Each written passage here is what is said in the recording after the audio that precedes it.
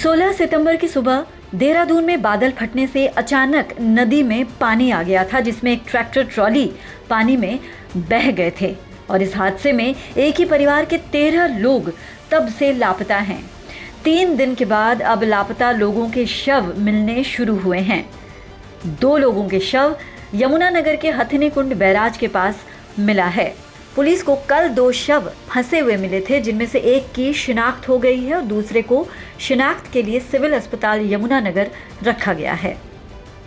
दरअसल पुलिस को जैसे ही सूचना मिली तो पुलिस ने मौके पर पहुंचकर गोताखोरों की मदद ली और दोनों शवों को नदी से बाहर निकाल लिया।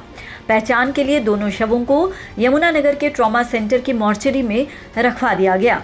आज सुबह एक शव की पहचान राजकुमार के रूप में हुई, जो मुरादाबाद उत्तर प्रदेश का रहने वाला था और अपने परिवार के साथ पहले पलवल और बाद में देहरादून में खनन का काम करने के लिए आया हुआ था।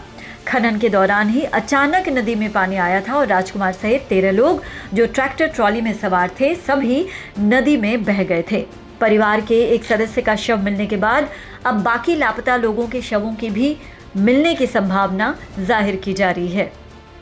हमें कल 18 तारीख को सूचना मिली थी कि 2 डेड बॉडीज़ जो हथनी कुंड बैराज है उसके नीचे जो जाड़ लगे हुए हैं उसमें फंसे हुए हैं, जिनको हम कल उठवाकर यहाँ शिनाख्त के लिए रख दिया गया था।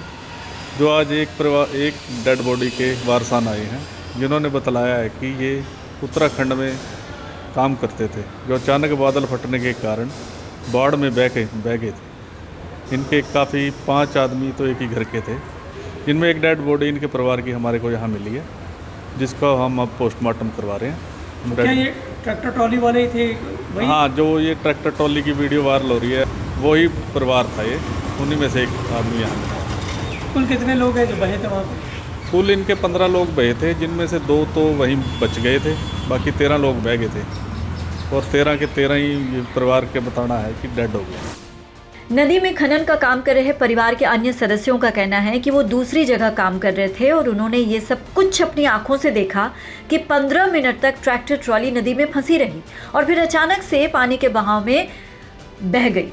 3 दिन से परिवार के अन्य लापता सदस्यों को ढूंढने की कोशिश जारी है, लेकिन अब उन्हें ये उम्मीद हो चली है कि पानी में बहकर हथिनी कुंड बैराज के आसपास ये लोग मिल सकते हैं।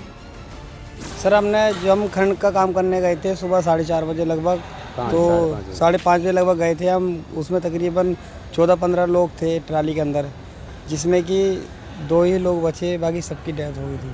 तो कितनी देर ट्रॉली फंसी रही आप वहाँ देखते रहे? लगभग मेरे जैसे मैं रूम से पहुँचा, लोगों ने मेरे पास फ़ोन किया, लगभग मैं अपनी आंखों से 10-15 मिनट देखता रहा, पर किसी ने हेल्प की कोई गुहार नहीं लगाई।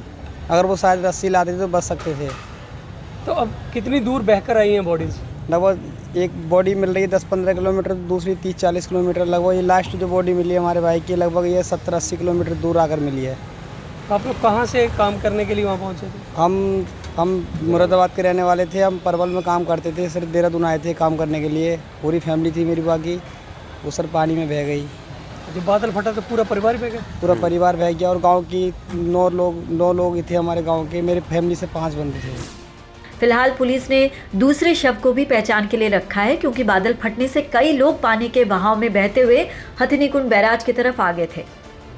यमुनानगर से तिलक भारद्वाज के साथ bureau input, PTC news, Haryana.